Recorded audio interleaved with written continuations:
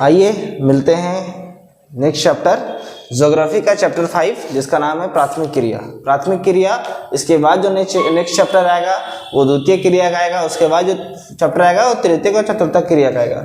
तो प्राथमिक क्रिया होता क्या है, इससे पहले हम लोग थोड़ा सा ये जान लेते हैं कि मानव क्रिया या आर्थिक क्रिया क्या होता है। देखिए, मानव क्रिया हम लोग सुने होंगे कि मनुष्य द्वारा किया गया कार्य।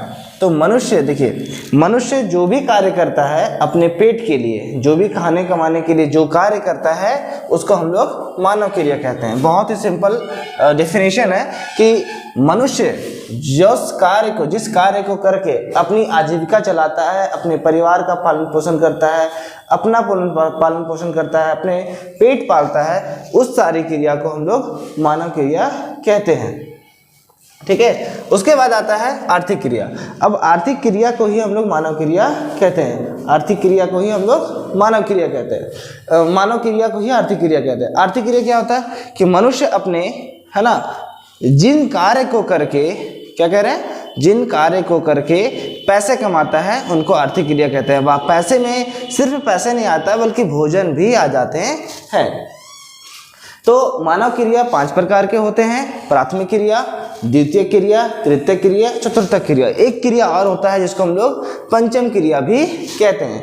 पंचम क्रिया क्या होता है, ये आपको ज्योग्राफी में पढ़ना है ना, ज्योग्राफी में नहीं पढ़ना है, ये इसको हम लोग को इकोनॉमिक्स में पढ़ना है, अर्थशास्त्र में पढ़ना है। हम लोग को ज्योग्राफी में 4 सेक्टर को पढ़ना है: प्राइमरी सेक्टर, सेकेंडरी सेक्टर, है ना, तृतीय क्रिया और चतुर्थ क्रिया। तो एक एक करके ये चैप्टर में सिर्फ हम लोग प्राथमिक क्रिया के बारे में पढ़ेंगे। डेफिनेशन सबका जान लेते हैं और प्राथमिक क्रिया सिर्फ पढ़ेंगे कि प्राथमिक क्रिया के अंदर क्या क्या आता है।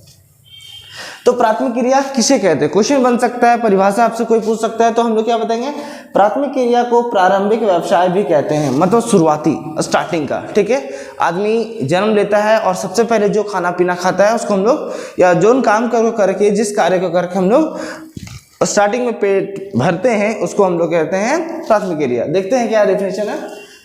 प्रारंभिक व्यवसाय भी कहते हैं, ये वे क्रिया होते हैं जिनके द्वारा मनुष्य प्राकृतिक संसाधनों पर निर्भर होते हैं। डायरेक्ट भगवान से मिला हुआ, पर्यावरण से मिला हुआ, धरती से मिला हुआ डायरेक्ट चीज को हम लोग प्रत्यक्ष रूप से, डायरेक्ट रूप से हम लोग उपयोग करते हैं, उसको प्राथमिक क्रिया कहते हैं। यह क्रिया पूर्ण रूप से पर्यावरण पर निर्भर होता है, मतलब प्राकृतिक डायरेक्ट चीज जो हमें देता है उसको हम लोग कहते हैं प्राथमिक क्रिया। जैसे आखेट बहुत अच्छा चीज है जिसको हम लोग कहते हैं शिकार करना। ठीक है, इसका मतलब होता है शिकार करना। बड़े बड़े राजा महाराजा, बड़े बहुत अंग्रेज, जब हमारा भारत गुलाम था ना, तो अंग्रेज लोग हमारे भारत के जंगलों में शिकार करने का शौकीन होते थे। आखेट तो आदमी लोग क्या होता था, जानवर को मार करके, आदि मनुष्य लोग देखिएगा, आदि मानव लोग को देखिएगा, अगर पढ़िएगा आप कहीं तो क्या होगा, उन लोग जानवरों को पकड़ करके खाता था, कच्चा खाता था, फिर उन्होंने आग का आविष्कार किया, खोजा, उसके बाद वो पका के खाने लगे, पहले कच्चे खाता था। ठीक है, आखेट भोजन को संग्रह करना, जमा करना। जैसे चींटी लोग को देखिए तो उन लोग एक मौसम में खाना को इकट्ठा करता है, जैसे ठंडा के दिनों में आपको चींटी नहीं देखने को मिलेगा, गर्मी के दिनों में आपको चींटी देखने को मिल जाएगा। तो वो लोग क्या करता है, गर्मी के दिनों में सारे भोजन को इकट्ठा करता है अपने बिल में जहाँ उसका घर होता है, और वो ठंडा के दिन में बैठ के खाता है। उसी तरीके से भोजन संग्रह मनुष्य भी करता है ना, कंदमूल हो गया, औजार हो गया, ये बहुत सारी चीज़ों को लोग इकट्ठा करता है, तो उनमें से एक है भोजन संग्रह। पशुपालन, जानवरों को पालन करके भी हम लोग, जानवर को मनुष्य डायरेक्ट नहीं देता है, वो भगवान का प्रकृति की देन है, असीम कृपा है, वही सब है हमारा पशुपालन, उससे भी हम लोग अपना जीविका चला सकते हैं। बहुत कोई होते हैं चरवाहा का काम करते हैं। मछली पकड़ना, इसको मत्स्य पालन कहते हैं। मछली पकड़ना, तालाबों से डायरेक्ट मछली पकड़ करके खाना, डायरेक्ट उपयोग कर रहे हैं ना, तो ये प्राथमिक क्रिया के अंतर्गत आएगा। वनों से लकड़ी काटना, है ना, जंगल में सूखी लकड़ियां काट करके हम लोग अपना पेट भरते हैं या अपना खाना बनाते हैं या उसको बेच कर खाते हैं, तो ये प्राथमिक क्रिया आ गया। कृषि करना, कृषि इंपॉर्टेंट है, हमारा देश जो है भारत देश कृषि प्रधान देश है ना, तो कृषि करके भी हमारा जो किया जाता है वो कार्य भी हमारा प्राथमिक क्रिया के अंतर्गत आता है। नेक्स्ट आता है खनन।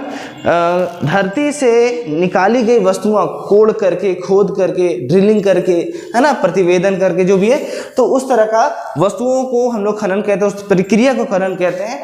तो खनन का मतलब क्या हो गया कि वस्तुओं को धरती से निकालना, उनको बेचना, उसको नया नया औजार बनाना, इस तरीके से खनन क्रिया आता है। तो ये खनन क्रिया भी हमारा प्राथमिक क्रिया में आता है। तो प्राथमिक प्राथमिक क्रिया में यही सब शामिल है, ये कार्य।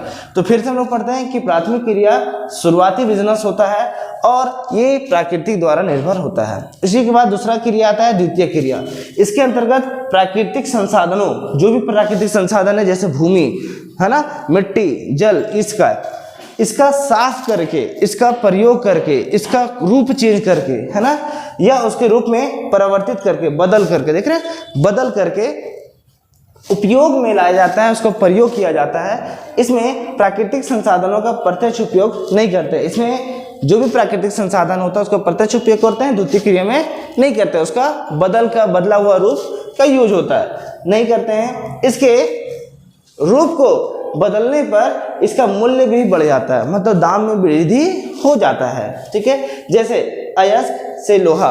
अब देखिए यहाँ पर हम खनन कार्य, प्राथमिक क्रिया खनन से हम कुछ अवशेष निकाले, जैसे अयस्क को, लोहा का अयस्क हो गया, उसको फैक्ट्री में लेके गए, फैक्ट्री में लेने के बाद उसको एंगल बना दिए, उसको लोहा बना दिए, उसको छड़ बना दिए, तो वो क्या हो गया, द्वितीय क्रिया में आ जाएगा। दूसरा गेहूं से आटा बनाना है ना, हम लोग कृषि कार्य किए हैं तो प्राथमिक क्रिया, लेकिन कृषि से जो फसल उत्पादन हुआ, मान ली गेहूं हमको मिला, तो उस गेहूं को हम लोग मशीन में लेके गए, आटा मिल के पास लेके गए, वहां पर उन लोग को आटा में बदल दिए, तो वो हमारा क्या कहलाएगा, गेहूं से आटा, द्वितीय क्रिया। कपास से कपड़ा, कपास का खेती करते हैं और वहां पर मशीन में जाकर के, फैक्ट्री में जाकर कपड़ा बनाते हैं, तो ये आ जाता है द्वितीय क्रिया में। तो ये हो हमारा प्राथमिक क्रिया, ये द्वितीय क्रिया। तृतीय क्रिया किसे कहते हैं? तृतीय क्रिया के अंतर्गत वे सभी क्रिया आते हैं। देखिए तृतीय क्रिया में प्राथमिक क्रिया हम लोग पढ़ लिए, द्वितीय क्रिया पढ़ लिए। प्राथमिक क्रिया में मान लीजिए कृषि आता है, तो द्वितीय क्रिया में क्या आ गया, कृषि से बने उत्पाद, ठीक। अब तृतीय क्रिया में क्या आएगा, अब हम लोग खेत में खेती किए, फसल उपजाए, अब खेत से जो फसल उपजाए वो कहाँ जाएगा, कस्टमर तक जाएगा, ग्राहक तक जाएगा, या फिर फैक्ट्री के मालिकों तक जाएगा। तो वो जो पहुंचाने के साधन होते हैं उन्हीं को कहते हैं लोग तृतीय क्रिया। देखिए इसके अंतर्गत वे सभी क्रिया शामिल होते हैं जो उत्पादन की गई वस्तुओं को उपभोक्ता तथा उद्योगपतियां, मतलब ग्राहक तथा उनके जो फैक्ट्री के मालिक होते हैं उनके तक पहुंचाने से जुड़े होते हैं, जो पहुंचाने का काम करते हैं, ठीक है। जैसे परिवहन की सुविधा से हम लोग पहुंचाते हैं, संचार का सुविधा से हम लोग पहुंचाते हैं, संस्थाएं के माध्यम से हम लोग पहुंचाते हैं, किस संस्था से आया है, इस तरीके से। तो ये तृतीय क्रिया में आता है। चतुर्थ क्रिया, ये भी बहुत छोटा डिफिनेशन है, इसके अंतर्गत अप्रत्यक्ष सेवाएं आता है ना। सेवा जैसे हम आपको लोग को, हम मेरे पास कोई वस्तु हम आपको नहीं दे रहे, बल्कि हम अपना आइडिया दे रहे हैं, बल्कि हम अपना टैलेंट दे रहे हैं, बल्कि हम अपना एक्सपीरियंस आपको शेयर कर रहे हैं। तो इसके अंतर्गत अप्रत्यक्ष सेवाएं शामिल की जाती हैं, जैसे शिक्षक है ना, वकील, जैसे लेखक, ठीक है, जैसे संगीतकार, जैसे प्रबंधक आदि। ये सब कोई खास अपना योगदान देते हैं, सिर्फ ये सब कोई पैसा नहीं लगाते, ये सब कोई वस्तु खरीद के आपको नहीं देते हैं, बल्कि ये सब एक सेवा देते हैं, है ना। इसीलिए ये चतुर्थ क्रिया में आता है। हालांकि सेवा देने में जो खर्च आता है, जैसे मान लीजिए मेरे पास बोर्ड है, मार्कर है, कैमरा है ना, स्टैंड है, लाइटिंग है, तो ये सबका जो खर्च आता है वो ये इसमें ऐड नहीं किया जा रहा। बस हम अपनी अभी सोच रहे हैं, अपनी इसमें देखा जाता है कि हम क्या कर रहे हैं, हम कुछ बेच तो नहीं रहे, हम आपको सेवा दे रहे हैं। तो इसके अंतर्गत अप्रत्यक्ष सेवाएं आती है, जैसे लेखक, संगीतकार, प्रबंधक, शिक्षक, वकील, इस तरीके से आदि। आगे मिलते हैं हम लोग नेक्स्ट टॉपिक पे।